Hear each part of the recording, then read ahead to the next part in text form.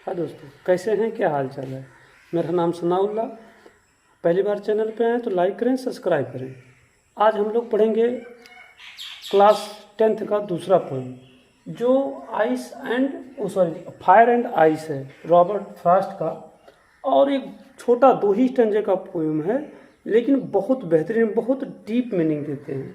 क्योंकि Robert Frost बता रहे हैं कि ये दुनिया कैसे ख़त्म हो जाएगी।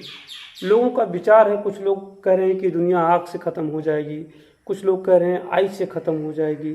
लेकिन रॉबर्ट फ्रॉस्ट कह रहे हैं कि हेट, आज आप जानते हैं एक दूसरे को लोग पसंद नहीं करना चाहते हैं, आज एक दूसरे से जलन रखते हैं, आज पैसे के पीछे ही सब लोग भाग रहे हैं, है ना। पैसा पैसा करती है, पैसे पे क्यों मरती है। क्योंकि पैसा ही सब कुछ चाहिए। आप कितना भी रिश्तेदार हैं, आपके पास पैसा नहीं है तो लोग आपके पास नहीं जाएंगे। लोग एक दूसरे का जलन करने लगे हैं, एक दूसरे का हेट करने लगे हैं। उसी के बेसिस पे इन्होंने इमेजरी का इस्तेमाल करते हैं। एक फायर, चूँकि फायर कह रहे हैं कि फायर का यह सिंबल का इस्तेमाल करते हैं डिजायर। चूँकि लोग बहुत लालची हो जा रहे हैं, बहुत ही लालच है लोगों के अंदर, इच्छाएं हैं, इच्छाएं हमारी सीमित हैं। क्योंकि हम चाहते हैं किसका पाए रख लें, हम चाहते हैं एक ही दिन में, एक महीने में हम करोड़पति हो जाएं। मतलब जो इच्छाएं वो क्या हैं, सीमित हैं। और आइस भी जो डिस्ट्रक्शन का कारण है, वो हमारा हेट से भी, एक दूसरे का ईर्ष्या से भी हम क्या कर सकते हैं, ये दुनिया नष्ट हो सकती है। तो चलिए हम लोग पहले स्टेंजा में पढ़ते हैं। सम से the world will and in fire. क्या कह रहे हैं कि सम से, मतलब एक तबका ऐसा है, लोग कह रहे हैं कि दुनिया खत्म हो जाएगी। सम से द वर्ल्ड विल एंड मतलब खत्म हो जाएगी, इन फायर, किसमें, आग में। मतलब ये दुनिया, आप जानते हैं कि इसके पहले कोरोना वायरस आया।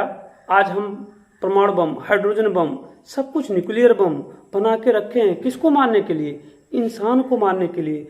एक इंसान दूसरे इंसान को देखना नहीं चाहता है, कोई किसी का नहीं है। Falcon can not here the Faulkner. W. ने कहा कि सब कुछ बिखर गया है। लड़का बाप का नहीं सुनता है, लड़की बाप का नहीं सुनती है, पत्नी पति का नहीं सुनता है। एवरीथिंग हैज स्कैटर्ड, सब कुछ बिखर गया। आप देखते हैं कि लड़का है वो भगोना कटिंग बाल कटवा के आता है, और तुम्हारा ध्यान किधर है, इधर देखो जी, भगोना कटिंग, पूरा बाल चारों तरफ से मुर्गा कटिंग हो जाता, लहराता है वो, पैंट पूरा डैमेज है। क्या वो बाप खुश रहता है उस बच्चे को देखकर? नहीं। लेकिन अगर वो डांटे तो बच्चा परेशान होता है, वो धमकी देता है, मैं घर छोड़कर भाग जाऊंगा, कहीं और चला जाऊंगा। तो बिखर रहा दुनिया, कराई आग लगेगी, खत्म हो जाएगा। सम से इन आइस, कुछ लोग तो कह रहे हैं कि आग में खत्म हो जाएगा, कुछ लोग कहेंगे आइस, बर्फ में खत्म हो जाएगा। मतलब फायर जो डिजायर, ग्रेडी, लालच का सिंबल है। आइस जो है ये भी डिस्ट्रक्शन का है कि इतनी बर्फ गिरेंगे कि दुनिया तबाह हो जाएगी, बर्बाद हो जाएगी और हेट में चला जाएगा। From what I have tested of desire. Poet क्या कह रहा है और फ्रॉस्ट जी क्या कह रहे हैं कि what I have tested of desire, कि मैं उन लोगों के साथ हूँ। मैं डिजायर, जो लोग कह रहे हैं कि डिजायर में ही दुनिया खत्म हो जाएगी, फायर में दुनिया खत्म हो जाएगी, मैं उनके साथ हूँ। I hold with the those who favour fire.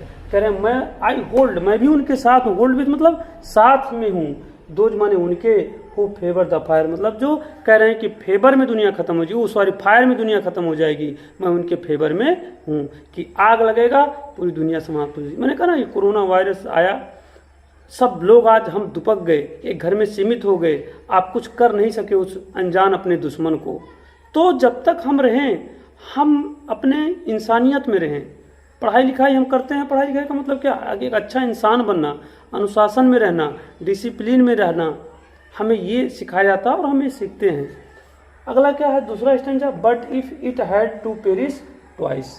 कह रहे हैं कि ये अगर दुनिया दोबारा खत्म होती है, इट मतलब यह मतलब क्या, दुनिया अगर हैड टू पेरिश का मतलब बर्बाद होना, खत्म होना, ट्वाइस मतलब दोबारा खत्म होती है। I think I know enough of the hate. यहाँ करें हेट, जलन, बहुत लोग हैं एक दूसरे को देखकर ईर्ष्या करते हैं, जलते हैं। हमें किसी को देखकर जलना नहीं चाहिए। आप देखते हैं हम भाई भाई से बातचीत नहीं होती है, एक भाई दूसरे भाई को मारने के लिए तैयार हो जाता है। वही भाई बचपन में भाई के उंगली को पकड़कर लोरियां सिखाता था। तब हम बचपन में कितना खुश थे, एक रोटी लेते थे, एक लॉलीपॉप लेते थे, चूसते हुए पूरे गांव का चक्कर लगाते थे, उस रोटी को मोड़ते थे, लपेटते थे, पूरे गांव में खुश रहते थे। लेकिन आज वही भाई एक दूसरे को प्रॉपर्टी के लिए, जायदाद के लिए क्या करते हैं, मार डालते हैं। तो कह रहा है हेट ऐसी हथियार है कि लोग जलते हैं, लोग मार देना चाहते हैं और मारते भी हैं। तो पोएट कह रहा है कि ये दुनिया हम कहेंगे तो हेट में भी खत्म हो जाएगी, समाप्त हो जाएगी। To say that for the destruction ice, कि जैसे डिस्ट्रक्शन, जैसे आइस डिस्ट्रक्शन लाता है, जैसे बर्फ़ ज़्यादा पड़ने पर लोग परेशान हो जाते हैं, वैसे डिस्ट्रक्शन आइस से ख़त्म हो जाएगी। Is also great would suffice, और यह जो हेट है वो काफ़ी होगी। सफिस का मतलब काफ़ी होगी, इनफ होगा, सफिशिएंट होगा, क्या करने के लिए, इस दुनिया को बर्बाद करने के लिए।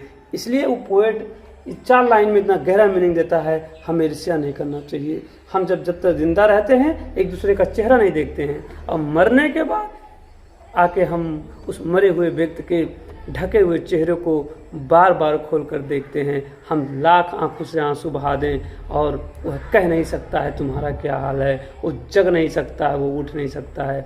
आज इंसान अपने पैसों में, अपने लालच में इतना दूर जा चुका है कि रिश्तों का तार तार हो रहा है, कोई किसी के पास जाना नहीं चाहता। बचपन था इतना बढ़िया, हम लोग जाते थे। आज देखिए लोगों के पास बहुत टाइम है, दुकान पे बैठकर फालतू की बात कर लेते हैं। लोग अपने बच्चों के साथ, अपने परिवार के साथ समय नहीं देते हैं, और अंत में वो परिवार उसमें कन्फ्यूजन में बिखर जाता है। तो हेट भी इतना बड़ा हथियार है, किसके तरह, फायर की तरह और आइस की तरह, कि दुनिया को बर्बाद कर सकता है। तो थैंक यू। ये हम लोगों का 4 लाइन का स्टंजा था। अब हम इसमें राइमिंग वर्ड ढूंढेंगे। अब राइमिंग का मतलब क्या, मिलता जुलता। मिलता जुलता माने कैसे पहचानोगे, जैसे मान लीजिए अगर हम हिंदी में समझाने की कोशिश करते हैं कि जैसे अब अगर आपने लिखा है कि कुर्सी, कुर्सी आपने लिखा, और यहाँ हो गया कुर्सी के बाद मार्कर टेबल, उसके बाद में फिर हमने लिख दिया मान लीजिए कलम, अब यहाँ फिर कुर्सी, और यहाँ केबल, टेबल, केबल है और टेबल है। अब देखिए कुर्सी सा का वर्ड आ रहा है, टेबल से मिला नहीं, तो इसके आगे हम लिख देंगे, क्या लिखेंगे, हम लिखेंगे ए, क्या लिखेंगे, ए लिखेंगे। टेबल कुर्सी से नहीं मिल रहा है, इसलिए टेबल के आगे लिख देंगे बी। अब देखिए कलम मिल रहा है, मास किसमें है नहीं, तो इसके आगे लिख देंगे सी। अब देखिए कुर्सी, कुर्सी हमारा कैसे मिल रहा है, अब देखिए यहाँ कुर्सी, यहाँ पर भी कुर्सी, तो अब यहाँ ये रहा तो यूँ का हो जाए, ये हो जाए। अब देखो ये केबल हो, टेबल से मिलत है, लाई में है, लाई में है, तो टेबल के आगे क्या लिखे बी, तो इसके आगे क्या लिखा, बी लिखा। समझ में आ रहा ना, ध्यान दीजिए, समझ में आएगा। अब इसमें हम ढूंढेंगे। अब देखिए जैसे है फायर, फायर है तो ए पहले रही। अब देखिए आर ई का साउंड आ रहा है, अब फायर किससे मिला है, आइस से, आइस से नहीं मिलत है तो बी हुई गई। अब फायर किससे मिला है, डिजायर से, किससे मिला है, डिजायर से, तो अब फायर के समान में क्या लिखे रहे ए, तो डिजायर के समान में क्या लिखा ए। अब फिर फायर आई है तो यूं ये रहा, तो यूं का हो जाए, ये हो जाए। इस प्रकार राइमिंग वर्ड पहले समझा क्या हो गया, ए बी ए ए। अब हम दूसरे समझे देखते हैं। अब देखो यहाँ ट्वाइस है, कहा है सी है, सा में कौन मिलत है, आइस, ट्वाइस। हाँ देखो यहाँ आइस सी ई है, यूं सी ई है, तो ट्वाइस में भी हमारा क्या राइमिंग हो जाए, बी हो जाए। हेट, हेट किसी से मिल रहा है, हेट किसी से मिल रहा है, fire, ice, desire, fire, twice, hate, hate किसी से नहीं मिल रहा है तो सी हुई गई। अब फिर देखिए आइस, आइस है किससे मिला है, ट्वाइस आइस, तो यूं आइस रहा तो बी रहा, यूं बी, तो यूं का हो जाए, बी हो जाए। अब ग्रेट, टा, टी का साउंड आ रहा है, तो ग्रेट किसी से मिल रहा है, हेट से मिल रहा है ग्रेट, तो ये क्या हो जाएगा, अब हेट के सामने क्या था सी, तो इसके सामने क्या हो जाएगा, सी हो जाएगा। अब एंड वुड सफिस, सी ई, सी का साउंड आ रहा है, सफिस, आइस, आइस, तो हमारा किससे मिला, सफिस, आइस से बी, तो यहाँ पर भी क्या हो जाएगा, राइमिंग वर्ड, हमारे यहाँ पर भी राइमिंग वर्ड क्या हो जाएगा, बी हो जाएगा। इस प्रकार से हमारा कुछ एलिट्रेशन भी होते हैं। एलिट्रेशन का मतलब कि जो सेम साउंड होता है, जैसे एलिट्रेशन,